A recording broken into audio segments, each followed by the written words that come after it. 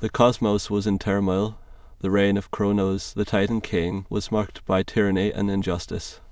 From his seat on Mount Othrys, surrounded by powerful titans, Kronos ruled with cruelty, having devoured his own children to prevent his overthrow. This act of monstrous ambition ignited rebellion among his remaining offspring.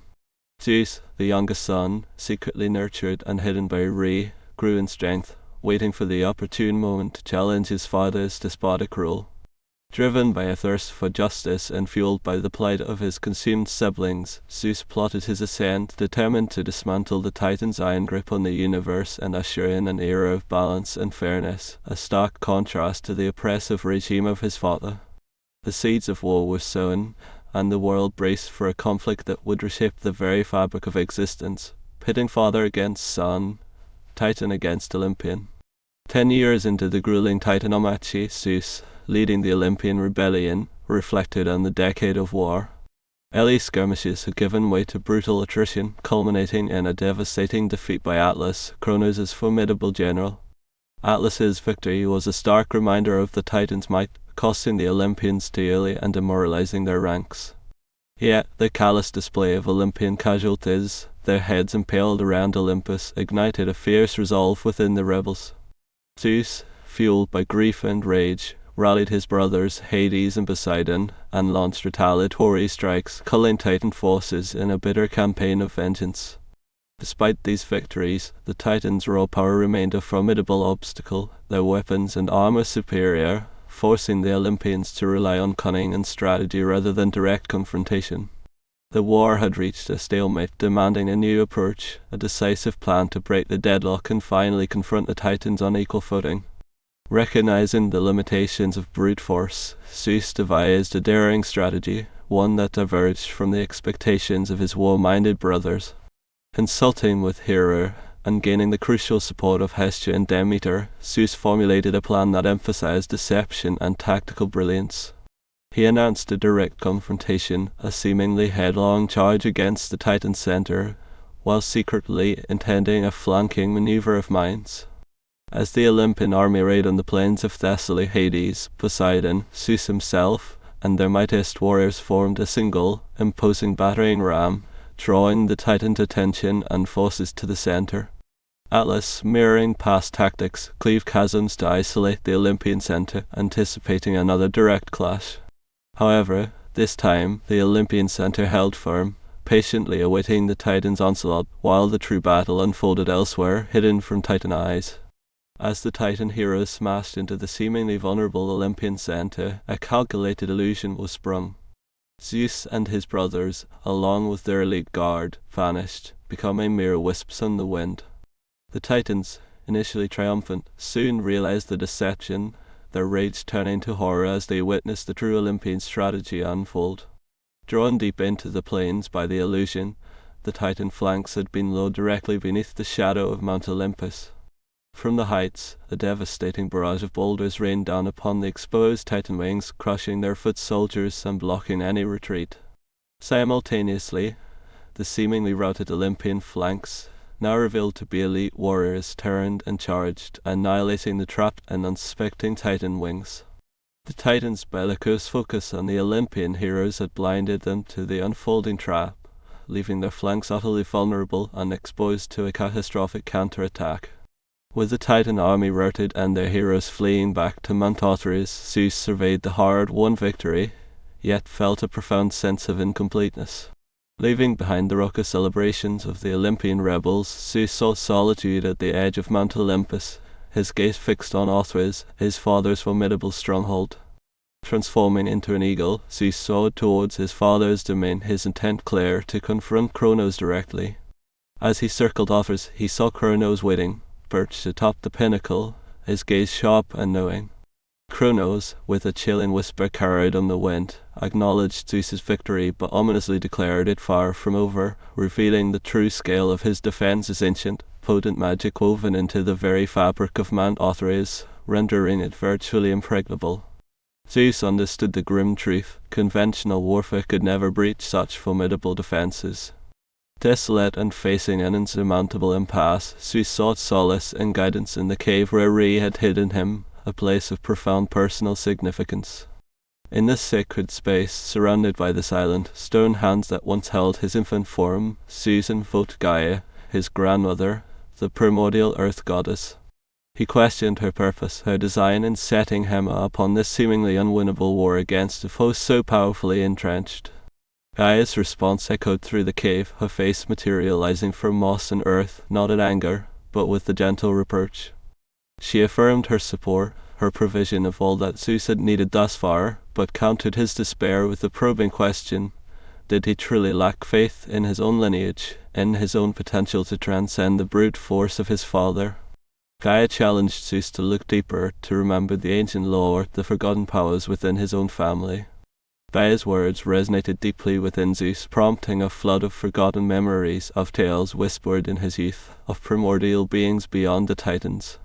He recalled the 100-handed Hecatontures and the one-eyed Cyclops, his uncles, imprisoned in Tartarus by Kronos, beings of immense, untapped power. A spark of hope ignited within Zeus. These ancient allies could be the key to overcoming Kronos' seemingly impenetrable defenses.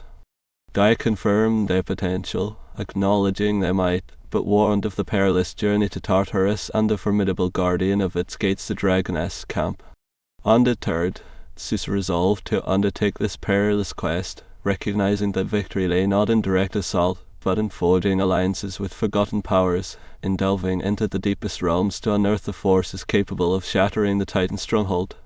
He understood now that true strength lay not just in might, but in strategic alliances and the wisdom of ancient powers.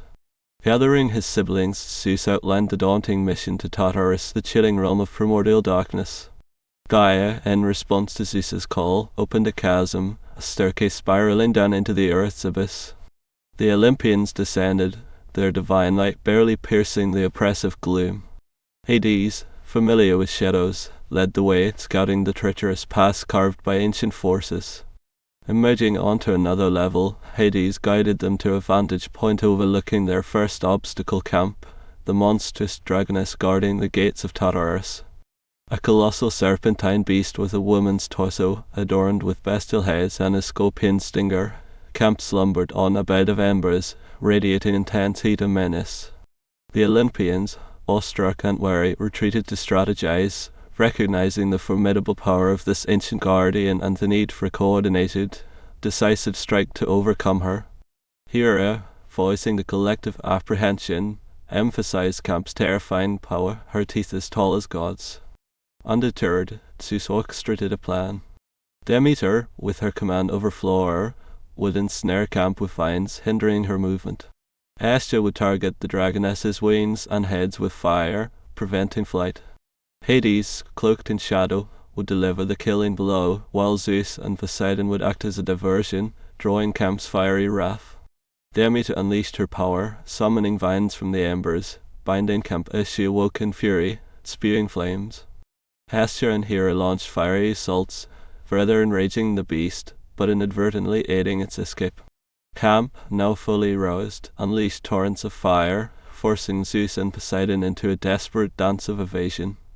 Amidst the chaos, Hades, wielding Kronos' gifted blade, struck with deadly precision, piercing Camp's underbelly and cleaving her from tail to skull, ending the Dragoness's reign as guardian. With Camp vanquished, the path to Tartarus proper lay open. Zeus, maintaining a semblance of levity amidst the oppressive darkness, led his siblings across the final chasm, his confidence infectious. Arriving at the gates of Tartarus, Zeus boldly called out to the imprisoned Cyclops and Hecatontures, sons of Gaia, declaring their arrival as saviors, offering freedom and a path back to the surface world. From the gloom, the Cyclops emerged first, silent and stoic giants, followed by the Hecatontures, initially enraged and hostile, their fury born of eons of solitude. Zeus, with his characteristic charisma and the calming influence of Hera, eventually pacified the Hecatontures, convincing them of their genuine intent to liberate them. The ancient giants, weary of their imprisonment and yearning for vengeance against Kronos, agreed to join the Olympian cause, their immense power now a crucial asset in the war. The Cyclops, freed from Tartarus, revealed not only their raw strength, but also their ancient wisdom, their mastery of primordial craftsmanship. They erected a colossal altar, the altar of constellations, a testament to their artistry and connection to the cosmos. Upon this altar, the Olympians and Cyclopes forged a sacred pact, sworn upon the river Styx, an unbreakable bond uniting them against Kronos. In their forges, fueled by fires rivaling Helios himself, the Cyclopes crafted weapons of unparalleled power for the Olympian brothers. For Poseidon, a trident, imbued with the might of the seas; for Hades, a helm of invisibility, cloaking him in shadows; and for Zeus, the thunderbolt, a manifestation of celestial storm and divine authority. These weapons, far surpassing even those of the Titans, signified a decisive shift in power, equipping the Olympians not just for battle, but for dominion.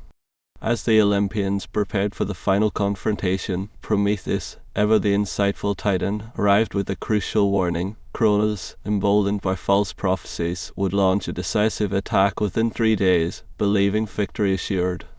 This intelligence, confirmed by Metis, Kronos' own counselor and secretly an Olympian ally, presented the perfect opportunity for a counter-offensive.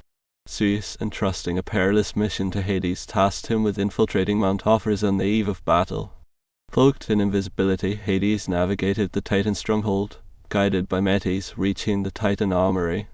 There he unleashed a thunderbolt, obliterating the Titan's arsenal, crippling their war machine in a single, devastating strike. In a hidden chamber, Hades discovered Rhea, his mother, imprisoned and suffering. Shattering her chains with his helm, Hades rescued Rhea, spiriting her away from Offers just as the Titan citadel erupted in chaos, revealing the devastating blow dealt by the Olympian shadows. The dawn of the final battle broke, painting the sky blood red as Kronos, enraged and weaponless, led the Titan charge down Mount Offers. Zeus, atop Olympus, sacrificed a white bull, invoking the primordial powers, bestowing blessings upon the Olympian forces. The Olympian army descended, arrayed against the Titans, the Hecatoncheires unleashing a devastating barrage of flaming bolters. Kronos, wielding his sickle, attempted to negate the barrage, but the sheer volume overwhelmed his power. Zeus, riding Prometheus' chariot, descended from the skies, unleashing thunderbolts, striking down Titans Menosis and Oeagrus. Poseidon emerged from a river, his trident cleaving through Titan ranks, slaying Coeus. The tide had turned decisively. Kronos, witnessing the catastrophic losses and the might of his sons, launched a desperate attack on Zeus, but Hades materialized, shielding his brother. The Cyclops, relentless, overwhelmed Hyperion. Realizing defeat was inevitable, Kronos fled, his Titan army collapsing in disarray, pursued relentlessly by the victorious Olympians and their allies. As the last Titans fell, Zeus, Hades, and Poseidon ascended to Mount Offers, confronting Kronos in his throne room. The fallen Titans' animus were bound to Zeus's chariot, a grim procession of defeated foes. Inside the shattered palace, Kronos stood defiant, even in defeat, taunting his sons, prophesying a cyclical tyranny. Ignoring his father's bitter pronouncements, Zeus declared the Titan era over, rejecting the mantle of tyranny. Kronos attacked with a final surge of power, but the Olympians, now seasoned warriors, countered his desperate assault. Hades wrestled Kronos, creating an opening for Zeus, who unleashed a thunderbolt, striking his father and seizing his essence as his body disintegrated. With Kronos vanquished, the Titanomachy concluded. The Titans were cast into Tartarus, the Hecatoncheires their eternal guards. Atlas, the last Titan standing, was condemned to bear the weight of the heavens for eternity, a constant reminder of Titan defeat. In the aftermath of their epochal victory, the Olympian siblings gathered, the weight of a decade-long war lifting from their shoulders. Laughter and embraces filled the air, a release of pent-up tension and shared trauma. Hera, ever pragmatic, urged them to seize the moment to solidify their rule and prevent future conflict. In the throne room of Offers, now theirs, the brothers convened to divide the cosmos. Poseidon, assertive, declared his claim to leadership, but Hades countered, recognizing Zeus's undeniable role in leading them to victory. Fate itself would decide. Lots were drawn. Poseidon claimed the seas, Hades the underworld, and Zeus, by destiny, the heavens and the rule over Olympus, becoming king of gods and men. Prometheus, presenting Metis, revealed her crucial role in the Olympian victory. Zeus, acknowledging her invaluable service, honored Metis and all his Titan aunts, solidifying alliances and ensuring peace for a time. Heeding Re and Gaia's counsel, Zeus married Metis, a political union intended to unify the nascent Olympian order and avert future Titan unrest. Though love remained absent from their pact, a shadow looming over the dawn of Olympian rule,